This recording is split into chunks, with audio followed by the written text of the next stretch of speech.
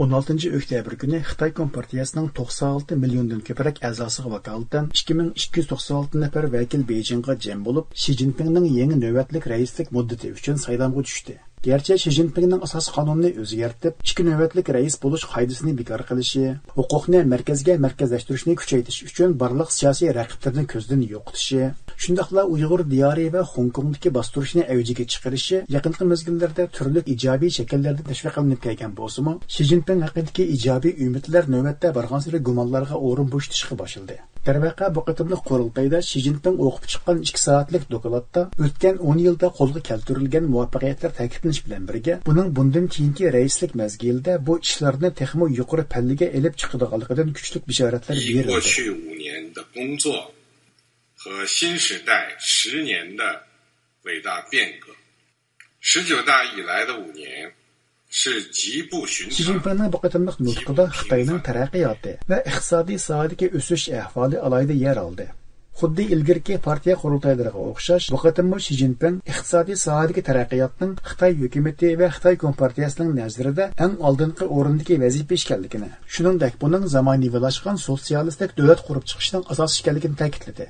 Halbuki Amerika prezidenti Richard Nixon Xitoyning darvozasini ochgandan buyongi yarim asrda Amerika ko'plagan fursatlarni yaratib berish orqali Xitoyni iqtisodiy jihatdan kuchlantirgan hamda uning bosh ko'tarishini Amerika davlatining strategiyalik manfaatlariga uyg'unlashtirgan holda davom qildirmoqchi bo'lgan.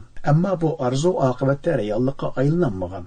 Yeni kelib Xitoy hukumati Tojisimon virusi tufaylidan ijro qilgan bir qator tadbirlari Xitoy iqtisodini zo'r darajada to'valtayotgan bo'lsa-mu, Xi Jinpingning bu qatimliq nutqida bu ahvol tilga olinmagan. Shuningdek, tabiiy taraqqiyotning Xi Jinping davrida tuvallashga qarab yuzlanishidek tubli reallikka ko'z yumilgan. Xi Jinping bu qatimliq nutqida Xitoyning diplomatiya sohasidagi utuqlari haqida so'z qilib, davlatimizning dunyoni qayta qurib chiqishdagi xalqaro ta'siri va qudrati o'tgan 10 yilda zo'r darajada yuksaldi. Devletimizning zamonaviylashishi insoniyatga zamonaviylashishga yetishning yangi tanlashlarini baxsh etadi deydi. U bu xildagi so'zlarni 2017-yildagi partiya qurultayida qilgan bo'lib, biz sharqda gigantlarcha mustahkam qad ko'tardik degan. Ana shu vaqtlarda Uyg'ur diyori va Hong Kongdagi bostirishlar yuqori pallaga chiqqan. Rossiya bilan bo'lgan hamkorlik hamda Tayvan bo'g'izidagi ig'vogarchilik doimli hodisaga aylangan. Keyincha Xitoyning dunyoviy tartibni qayta belgilashga urinib, hokim mutlaqlik va diktator asosidagi tuzilmani dunyoga kengaytmoqchi bo'lganligi hamda Amerika boshchiligidagi g'arb dunyosi o'rnatib chiqqan erkin bozor va demokratiya asosidagi tartibni ag'dirmoqchi bo'lganligi ma'lum bo'lgan. Endilikda Xi Jinpingning yangidan rais bo'lishi oldida bu xildagi so'zlarni qilish haqida so'z bo'lganda, Amerikadagi mustaqil siyosiy analizchi Ilshod Hasan buningga yoshirilgan ma'nolarning qatlamiga, shundaqla bularning dunyo uchun nimadan bishorat berishiga sal qarashga bo'lmaydiganligini ta'kidlaydi. Xitoyningki dunyoga ta'sir ko'rsatishi ijobiymi yoki salbiymi deb mana bir savol so'rashimiz lozim. Hozirgacha Xi Jinpingningki dunyoga bergan ta'siri salbiy. Yana yomon tarafga qaratib, dunyoni texnik qalaymiqonlashtirishga qaratib, dunyoni xatarga ilib, mangadigan mushu yo'l ustida bu Xitoy dunyoni haqiqatan qaytadan yanglayotdi desak bo'ldi. Ambirinki eng ko'rinarli ko'zimizga ko'rgan, biz shohid bo'lgan, ham bizga hammamizga dunyoning har bir bulunqishqaqda hammamizga ta'sir ko'rsatgan ishimizni ta'tirga mang'uzgan COVID-19 deyli bu kasalning yamirib chiqishi Xitoydan keldi. Mayli uni e'tirof qilsin qilmasin. Xitoy buning bilan butun dunyoda insoniyatning turmushida cho'ng o'zgarishlar bo'ldi. Davlatlarning iqtisodi vayron bo'ldi. Mana bu Xi Jinping chiqqanniki Xitoy davlatiningki dunyoga kelgan bir cho'ng baloyi ofat. Endi bugungi kunda yana tunugundan boshlab ochilgan 20-qurultayda Xi Jinpingning maqsadi menimcha 90% bu Xitoy yana davomlashadi. Endi bu kelgusidagi dunyoga qanday bir nima keldi degan vaqtida biz bir odamningki oldingi yana 14dan boshlab bugungi kungacha, ya'ni 22-yili mushu kunga kelgacha akagan baloyi ofatini ko'rib turib, uni yana bir ijobiy ta'sir ko'rsatdi dunyo vaziyatiga desak, tajribasiz odam bo'lib qolamiz. Tarixni tushunmagan, bugungi kundagi siyosatni tushunmagan bo'lamiz. Xi Jinpingning bu qatamliq nutqida Tayvan masalasi markaziy temalardan bo'lgan. Gerçi Amerika hukumati ko'p qatam Xitoy agar Tayvanga qurolliq mudohala yurgizsa, o'zlarining buningga bevosita aralashadiganligini tilga olgan bo'lsa-mu, Xi Jinping bu qatammi biz Tayvanni tinchlik bilan birlikka keltirish irodamizdan voz kechmaymiz. Shundaqla hech vaqt biz qurol kuchi ishlatmaymiz deb va'da bermaymiz degan. Bu vaqtda so'z bo'lganda Ilshod Hasan mushining o'zi Xi Jinpingning qallasidagi qahramonlik orzusining ifodasi ekanligini, navoda bu orzu amalga oshsa, Tayvanning taqdiri Uyg'ur diyoridan hech qancha farq qilmaydiganligini eskartirdi.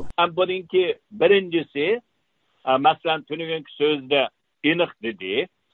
Birinchi menimcha eng andish qiladigan ham balkim Xitoy kommunistlarininki gumron bo'lishiga sabab bo'ldig'ini Tayvan masalasi. Tunugungi so'zda Xi Jinping dedi, Tayvan cho'qim Xitoy bilan birlashdi.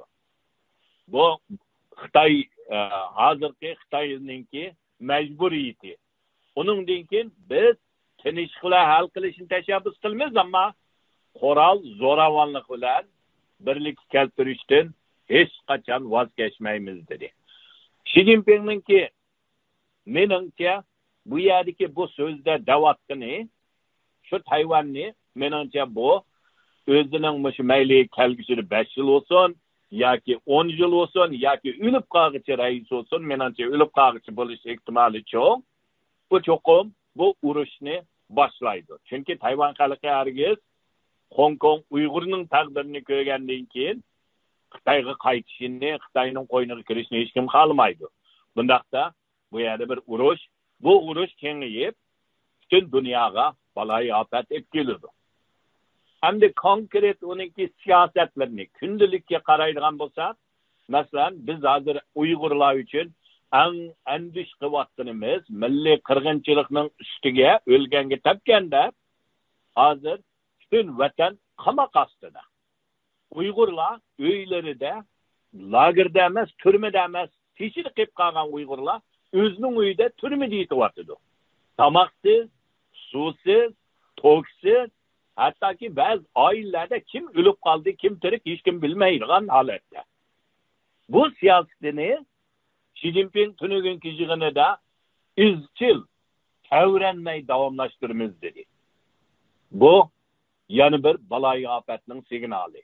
Xitoy iqtisodining yaqinqi mezgillardagi chekinishi va buning Xitoy uchun ajallik zarbaga aylanayotganligi tashqi dunyoda ko'p qism kishilarga ma'lumlik reallik bo'lsa-mu, bu masala Xitoyning ichki qismida oshkora tilga ilinmaydigan temalardan bo'lib kelgan. Xi Jinpingning bu qatamliq nutqida 2017-yildagidan farqli holda tejashlik va iqtisodchanlik bo'lish o'ttirga qo'yilgan. Shundaqla buning o'rtaq gullanishning muhim tarkibiy qismi ekanligini ta'kidlagan. Navbatda bu hol Xitoy iqtisodining chekinishi haqidagi vositalik bayon deb qaralayotganligi ma'lum. Halbuki Xi Jinping yuqumni nolga tushirish siyosati keltirib chiqargan shuncha ko'p ijtimoiy fojialarni ko'rmasga selib, buning to'g'ri ishkanligini muayyanlashtirgan. Shundaqla buning o'zgartirilmaydiganligidan bishorat bergan.